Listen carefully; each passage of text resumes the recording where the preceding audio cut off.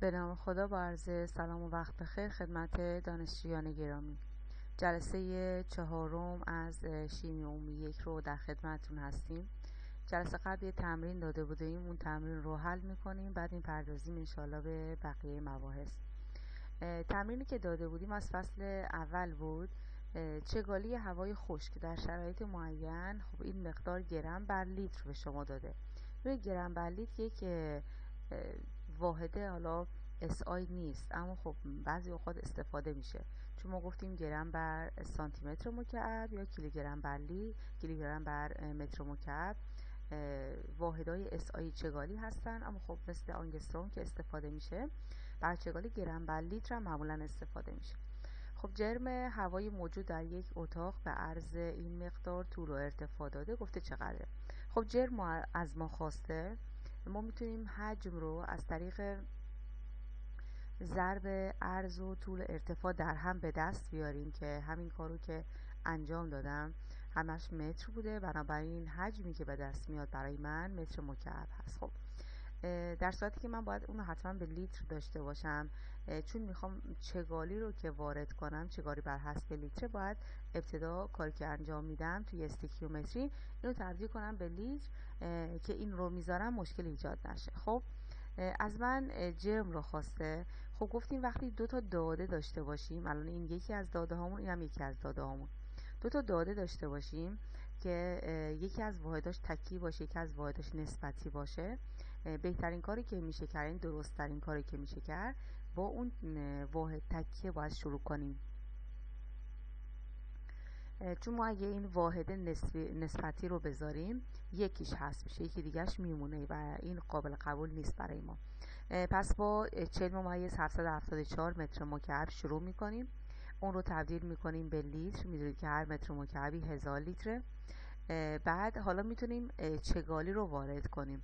چگالی هم که طبق حالا چیزی که به ما داده، حالا من اگه این خط رو ادامه بدم میشه توی 1 لیتر 1.205 گرم هست. خب این خوشی یه تساوی، یعنی 1 لیتر برابر است با 1.205 گرم.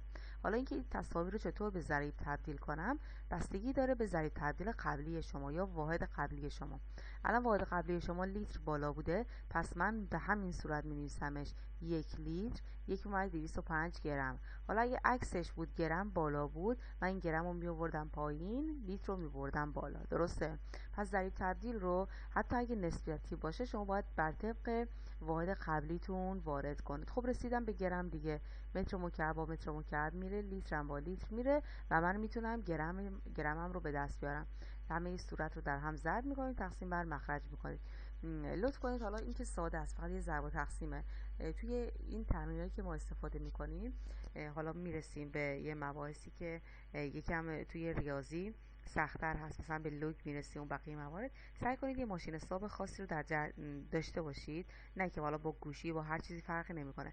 ماشین حسابی که از همین الان ازش استفاده کنید تو جلسه امتحان مشکل ایجاد نشه. چون مثلا من برای بچه‌ها لوگ رو بعضی وقتا میگم، لوگ یا آنتی لوگ رو میگم، خب مثلا جواب آخر منو کار ندارم، من جواب آخر به دست میارم، بعد تو امتحان اونا دچار مشکل میشن. همون لحظه نمیتونن از ماشین حسابی که دارن استفاده کنن، حالا چه گوشی باشه چه ماشین حساب ساده، نمیتونن لوگ به دست بیارن. حالا لوگ اصلا آنتی لوگ رو نمیتونن به عنوان مثال به دست بیارن.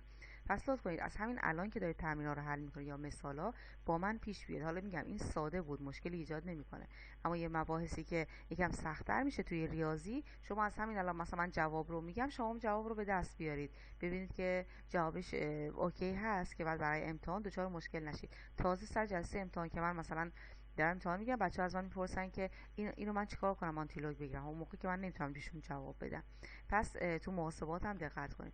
یه مورد دیگه این که میخواستم براتون عنوان کنم، بعد برم سراغ فصل دوم و توضیحش بدم خدمتتون، اینه که برای جواب تمرین‌های آخر کتاب من دیدم حالا اکثر دانشجوها حل مسائل گرفتن. ببین حل مسائل شیمی عمومی یک چیز بدی نیست، در کنار دستتون باشه. من نمیگم حالا من بگم هم نخرید، بعضی اوقات بچه‌ها معمولا میگیرن، حالا به حرف من که گوش نمیدن. فقط طرز استفادهش رو بهتون بگم.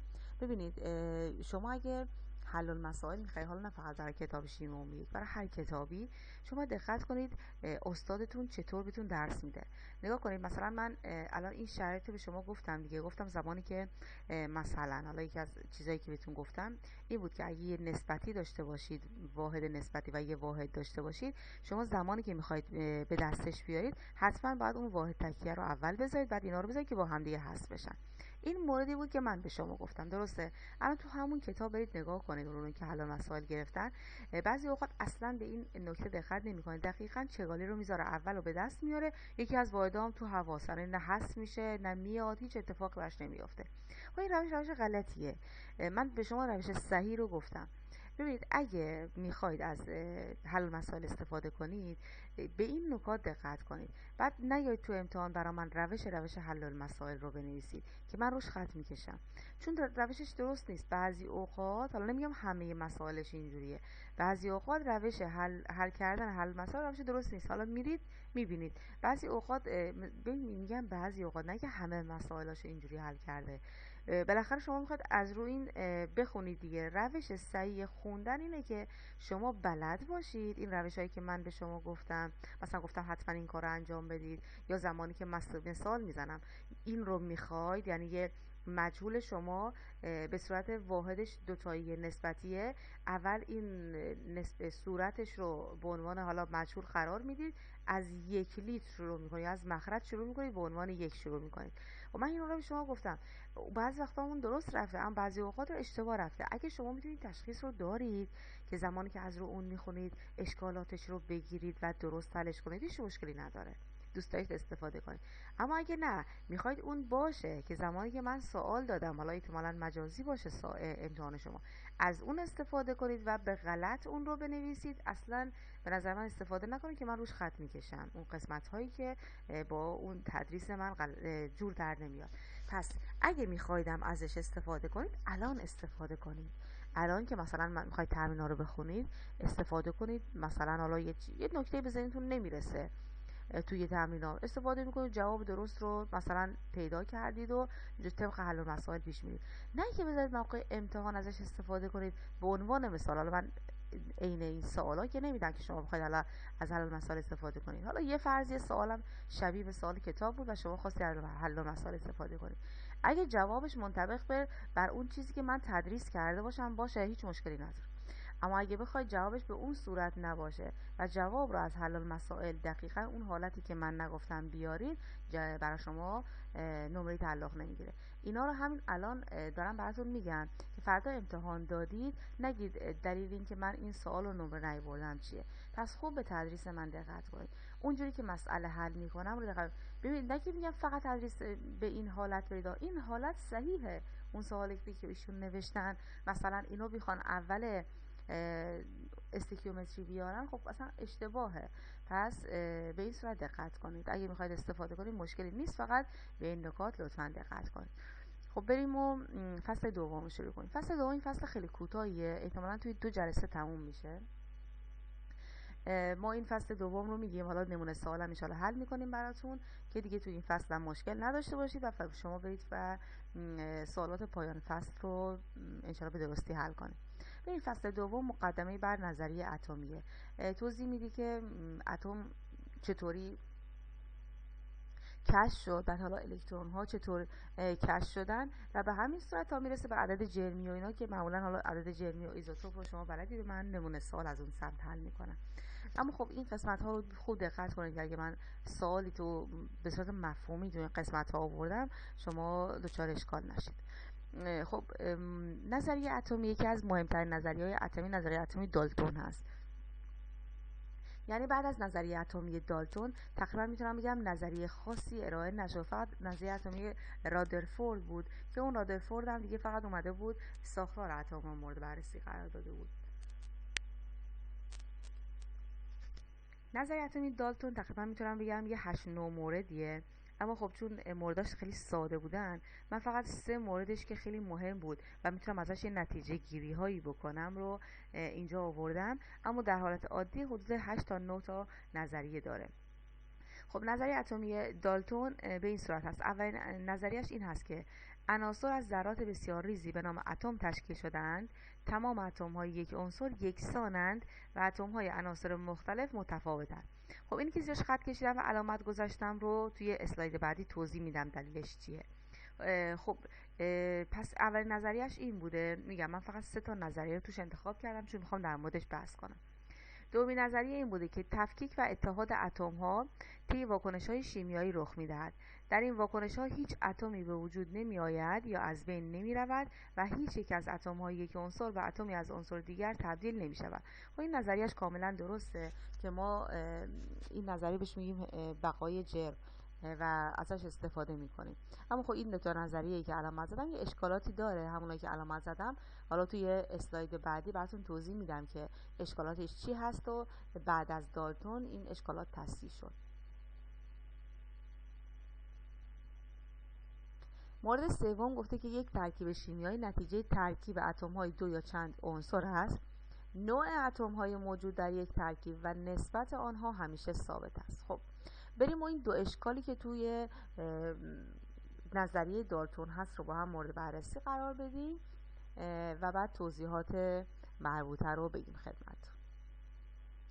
خب نخستین اصل باید اصلاح شود توی نظریه دالتون. دالتون بر این باور بود که تمام اتم‌های یک عنصر دارای جرم اتمی یکسان هستند، اما امروزه می‌دانیم که بسیاری از عناصر شامل چندین نوع اتم هستند که از لحاظ جرم متفاوتن، همون ایزوتوپ ها. پس جرم تمامی اتم‌های یک عنصر یکسان نیست، بلکه احتمالی که متفاوت باشه خیلی هست. چون مثلا ما اکثر اتم هامون ایزوتوپ های مختلف داره. مثلا کلور ایزوتوپ 35 و 37 داره. بنابراین جرم همه اتم ها یا همه اتم هایی که توی مثلا یه ترکیب به کار میره اتماش ممکنه یکسان نباشه. ممکنه یه مقدارش مثلا Cl 35 باشه، یه مقدارش Cl 37 باشه. بنابراین این نظریه دالتون باید اصلاح بشه. من زیرش خط کشیدم. اون قسمتی که غلط بوده گفتم این یکسان است، باید بنویسه متفاوت هست و این نظریه باید اصلاح بشه. قانون دوم دالتون رو قانون بقای جرم مینامند. طی یک واکنش شیمیایی تغییر قابل سنجشی در جرم صورت نمیگیرد.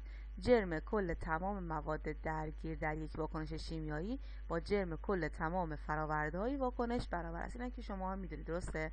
پس جرم تغییری نمی‌کنه و بهش میگن قانون بقای جرم. خب مورد سوم، قانون سوم دالتون رو قانون نسبت‌های معین میگویند.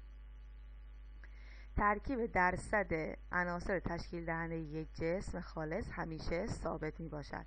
خب اگه گفتن قانون نسبت‌های معین رو تعریف کنید، باید اون قسمت سوم که من نوشتم برای نظریه اتمی دالتون اون رو توضیح بدید. حالا این چی میگه؟ قانون نسبت‌های معین میگه ترکیب درصد عناصر تشکیل دهنده یک جسم خالص همیشه ثابته. حالا این رو من توی مسئله هم براتون توضیح میدم.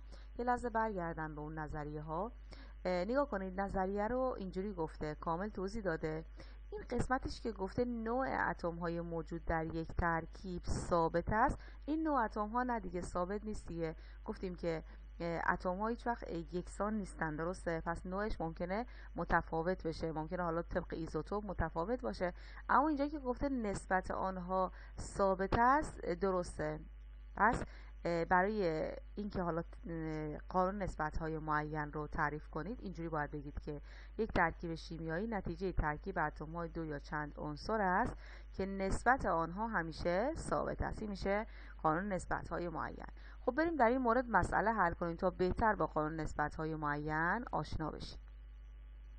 قانون نسبت‌های چندگانه یا قانون نسبت‌های معین به این صورت هست که اگر دو عنصر با هم ترکیب شوند و بیشتر از یک جسم ایجاد کنند، در صورتی که جرم یکی از عناصر ثابت باشد، همیشه نسبت مول تغییر عنصر متغیر به عنصر ثابت به وسیله اعداد صحیح بیان می شود. خب یکم جملهش سخته، اما خب من وقتی توضیح بدم متوجه میشید. ببینید قانون نسبت‌های معین و چندگانه تعریفاش حالا هست، دوتاش هست، میتونید هر کدومو که میدونید حالا و بهتر هست براتون در نظر بگیرید و حالا یادش بگیرید. ببینید میگه که زمانی که من 2 تا عنصر یا چند تا عنصر داشته باشم ترکیبای مختلفی بدن، مثلا من کربن و اکسیژن داشته باشم، هم میتونه CO بده هم میتونه CO2 بده. شما اگه مولای گرماشو داشته باشید یا فرق نمیکنه مولاشو به دست بیارین، در نهایت شما میتونید بگید که حالا درصد مثلا اکسیژن و کربن رو که داشته باشید دقیقاً اگه نسبتش رو به دست بیارین یه عدد صحیح 2 میشه. حالا مسئله حل میکنیم بهتر متوجه میشید. مثلا یه مثال دادیم، در ترکیب 1 50 گرم گوگرد با 50 گرم اکسیژن ترکیب شده. در ترکیب 2 50 گرم گوگرد با 75 گرم اکسیژن ترکیب شده. نشان دهید با استفاده از این داده ها چگونه میتوان قانون نسبت های چندگانه را شرح داد. خب جرم مولی گوگرد رو داده 32، جرم مولی اکسیژن رو هم داده 16. خب من ترکیب 1 رو حل میکنم چون ساده است. ترکیب 2 هم دقیقا شبیه به 1 پیش میره دیگه، اون رو خودتون حل کنید، حتی به عنوان تمرین هم نمیذارم، این چیز ساده ایه، خودتون میتونید حل کنید. پس توی ترکیب 1 به من گفته 50 گرم گوگرد 50 گرم اکسیژن دارم. شما مشخص کنید من چطور میتونم نسبت های چندگانه رو با استفاده از حالا این مسئله نشون بدم. خب اولین کاری که میکنید شما مقدار مول گوگرد و اکسیژن رو به دست میارید. مقدار مول گوگرد خب 50 گرم گوگرد بهم داده، هر مول گوگردی هم 32 گرم هست، من مول گوگرد رو به دست بیارم. وقتی میخواید قانون نسبت های چندگانه رو شرح بدید یا حالا ثابت کنید، کاری که انجام میدید لطف کنید هر چی اعشار هست بعد از ممیز بنویسیدش، چون اگه شما این 5 هم حتی ننویسید جوابتون جواب درستی در نمیاد. پس برای ثابت کردن قانون‌های حالا نسبت‌های چندگانه شما اولین کاری که میکنید، اگه مول رو بهتون داده که هیچی، اگه مول رو نداده و شما دارید از گرم به دست میارید حتما دقت کنید و تا آخر اعشار بنویسید براش. خب تعداد مول اکسیژن رو هم به همین صورت لطفاً به دست بیارید، گرم اکسیژن رو به مول تبدیل کنید و اونم تا حالا هر چقدر ماشین حساب به شما اعشار داد اونو بنویسید. خب حالا کدوم بزرگتره؟ اکسیژن بزرگتره دیگه، پس مقدار مول اکسیژن به مقدار مول گوگرد رو به دست میارید، دقیقاً اعدادش رو مینویسید، جوابتون دقیقاً یه عدد صحیح به دست میاد بدون اعشار. به این میگن قانون نسبت‌های معین. پس شما توی ترکیبی مثلا به این صورت اگه تعداد مولا رو به دست بیارید و بر هم تقسیم کنید دقیقاً یه عدد صحیح به دست میاد و اینو قانون نسبت‌های معین گفته. پس مقدار اکسیژن شما 2 برابر گوگرد هست، پس ترکیب شما میشه SO2. حالا اگه شما برای قسمت بیش که خیلی راحت هم هست به دست بیارید، قسمت دوم به دست بیارید، 50 گرم گوگرد 75 گرم اکسیژن، دقیقاً برای این حالت هم تا آخر اعشار برید هرچی ماشین حساب شما نشون میده. بعد حالا احتمالاً بعد اکسیژن رو تقسیم بر گوگرد بکنید تعداد مول، ببینید چند به دست میاد و میتونید ترکیبش رو بنویسید. به این صورت قانون نسبت‌های چندگانه رو شما میتونید اثبات کنید که زمانی که تعداد گرم یا مول دقیقی داشته باشید قانون نسبت‌های چندگانه دقیق میتونه برای شما اجرا بشه و عددتون کاملا عدد صحیحی بشه. خب بریم سراغ مورد بعدی که الکترون هست. خب قانون نظریه اتمی دالتون که حالا عنوان شد توی چندین سال تصحیح شد، همین تصحیحاتی که ما میگیم روش انجام شد. بعد دالتون اعتقاد داشت، یه مورد مشکل تری هم که دالتون اعتقاد داشت، میگفت که کوچکترین عضو مثلا یه عنصر اتمه، یعنی شما به جز اتم کوچکترین عضو ندارید، در صورتی که بعدش اومدن و این نظریه رو حذف کردن. حالا من توی نظریه دالتون نیاوردم. دالتون میگه کوچکترین چیزی که شما میبینید حالا با میکروسکوپ یا هر چیزی دیگه ای شما میتونید فقط اتم رو ببینید، دیگه کوچکترین اتم وجود نداره. اما اینجا الان ما ثابت میکنیم که ذره هایی حتی کوچکتر از اتم هم وجود دارن که ما میتونیم حالا در موردشون صحبت کنیم. البته من خیلی وارد جزئیات نمیشم، اگه حالا علاقه داشتید خودتون میتونید کتاب شیمی مورتیمر رو فصل 2 رو مطالعه کنید، چون اگه من میخواستم همه موارد رو بیان کنم خب خیلی زیاد بود بر نوشتن و شما اذیت میشدید. حتما یه روخونی از روی کتابم داشته باشید که این نظریه ها رو بهتر متوجه بشید انشالله. خب الکترون در نظریه دالتون و در نظریه های یونانیان اتم را به عنوان کوچکترین جزء ممکن ماده در نظر می گرفتن. در اواخر سده 19 هم معلوم شد که خود اتم نیز ممکن است از ذرات کوچکتری تشکیل شده باشد، آزمایش‌های انجام شده با الکتریسیته موجب پیدایش این تغییر دیدگاه شده بود. خب پس متوجه شدن که تقریبا تو سده 19 که دالتون و دانشمندای قبلی که میگفتن اتم به عنوان کوچکترین جزء اینطور نیست و جزئی کوچکتری مثل الکترون، پروتون و نوترون توی اتم وجود داره و یکی یکی بهش پی بردن. اولین جزئی که بهش پی بردن الکترون بود که الان من توضیح میدم که چطور بهش پی بردن توسط اشعه کاتودی. فقط روش شکل توضیح میدم من. اگه حالا جملات من رو میخواید حالا بنویسید یا هر چیز دیگه شما توی کتاب هست میتونید مراجعه کنید و خلاصش رو بنویسید، چون اگه من میخواستم اون قسمت هایی که الان توضیح میدم رو بنویسم تقریبا یه اسلاید کاملی میشد برای نوشتن و سخت میشد حالا برای شما. اما میتونید حتما به کتاب مراجعه کنید، قسمت های مهمش رو فکر میکنید یادتون میره رو یادداشت کنید توی جزوتون. خب اشعه کاتودی چی بود؟ اومدن و دو تا الکترود به کار بردن، کاتود و آنود، و اون رو توی یک پمپ خلا قرار دادن، یعنی هیچ هوایی توی اون قسمت الکترودها نبود. اومدن این کار رو انجام دادن که حالا اگه ذره‌ای بخواد حرکت کنه هوا روش تاثیر نذاره که حالا این ذره بخواد منحرف بشه. به خاطر همین کامل به خلا متصلش کردن و بعد اومدن این دوتا رو متصل کردن به یک جریان خیلی قوی، ولتاژ بالا، و اومدن نگاه کردن ببینن چه اتفاقی میفته. خب این قسمت هایی که شیشه‌ای به کار بردن، حالا من قرمز کشیدم، این قسمت ها رو شیشه‌ای به کار بردن، این به صورت دایره هست دیگه، توی یه دایره قرار گرفته. بعد وقتی اینو توی ولتاژ زیاد قرار دادن دیدن که یک ذره هایی که نمیدونستن الکترون هست، یه ذره هایی از کاتود مستقیم میره به سمت آنود و این شیشه پشت آنود رو روشن میکنه. البته جنس این شیشه‌ای که به کار برده بودن یه مواد فلورسانس به کار برده بودن که زمانی که ذره‌ای بهش میخوره، حالا هر ذره‌ای باشه بهش میخوره، روشن میشد. برای همینم دیدن که یک ذراتی از کاتود به صورت خیلی مستقیم بدون که انحرافی پیدا کنه شیشه پشت آنود رو روشن میکرد، حالا شیشه اطراف آنود رو روشن میکرد. جالب شد براشون که این چی هست. حالا شما اشعه کاتودی رو توی تلویزیون یا همون سطح کامپیوتر، مانیتور کامپیوترتون میتونید مشاهده کنید. دقیقاً اساس این نوری که از حالا تلویزیون میاد یا از مانیتور کامپیوتر میاد همینه. این صفحه مانیتور کامپیوتر شما باز همون ذرات فلورسانس داره که یک سیستم چنینی براشون تشکیل میدن و حالا با ولتاژ بسیار بالایی که ایجاد میکنن الکترون، حالا اینا که نمیدونستن الکترون، اما حالا ما میدونیم الکترون برانگیخته میشه از سطح کاتود، میاد و میخوره به سطح شیشه فلورسانس و اون رو روشن میکنه. دقیقاً لامپ تصویر تلویزیون هم همین کار رو انجام میده و اشعه الکترون حالا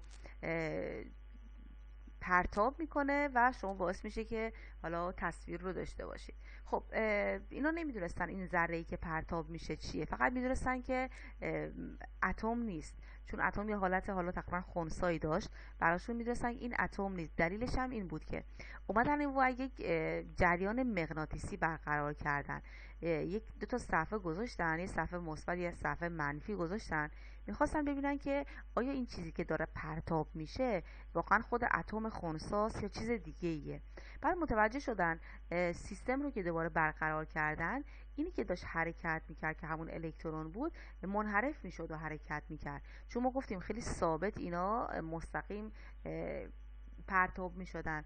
اما زمانی که این صفحات مغناطیسی رو گذاشتن دیدن این الکترون داره منحرف میشه. بعد به کدوم سمت منحرف میشد؟ به سمت مثبت منحرف میشد. بنابراین متوجه شدن که بار این چیزی که داره حالا پرتاب میشه بارش منفیه، چون زمانی که ما جریان مغناطیسی برقرار کردیم به سمت مثبت تمایل پیدا کرد. پس فهمیدن این اصلا اتم نیست، اتم حالت خنثی داره.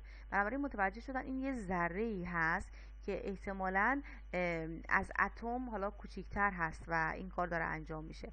البته حالا توی کتاب کامل بیشتر توضیح داده شده و من نخواستم حوصلتون سر بره، فقط خواستم به صورت کلی بگم این موارد رو که شما زمانی که کتاب رو میخونید کاملا متوجه بشید. و بعد اومدن حالا دانشمندای دیگه اومدن جرم رو تغییر دادن، مثلا اومدن اتم‌های مختلف رو توی این قسمت قرار دادن، یعنی کاتودها رو عوض میکردن. بعد الکترون هایی که حالا منتشر میشد از اتم های مختلف بود، بنابراین متوجه شدن که اگه حالا اتم ها رو حالا سنگین تر انتخاب کنن یا سبک تر انتخاب کنن تغییرات خاصی توی اینا صورت میگیره. خب خیلی تحقیق انجام دادن و بعد به وجود الکترون پی بردن که بارش منفی و به چه صورت است. بعد از اون اومدن حتی جرم الکترون رو هم پیدا کردن و بقیه موارد. من خواستم که یک دیدگاه اولیه در این قسمت داشته باشید. کتابو که مطالعه کنید حالا به صورت کاملتر توضیح داده خدمتتون. خب از اون قسمت بگذریم که دیگه حالا الکترون و پروتون و نوترون هم که دیگه تشخیص دادن و بریم سراغ مواد رادیواکتیو که اون قسمت رو دیگه زیاد بحث نکنیم. مواد رادیواکتیو چه موادی هستند؟ بعضی از اتم ها مجموعه ناپایداری از ذرات بنیادی هستند. این اتم ها خود به خود اشعه منتشر می کنند و به این ترتیب به اتم هایی با هویت شیمیایی متفاوت تبدیل می شوند. این فرایند رو بهش میگن رادیواکتیویته یا پرتوزایی که توسط بکرل کشف شد.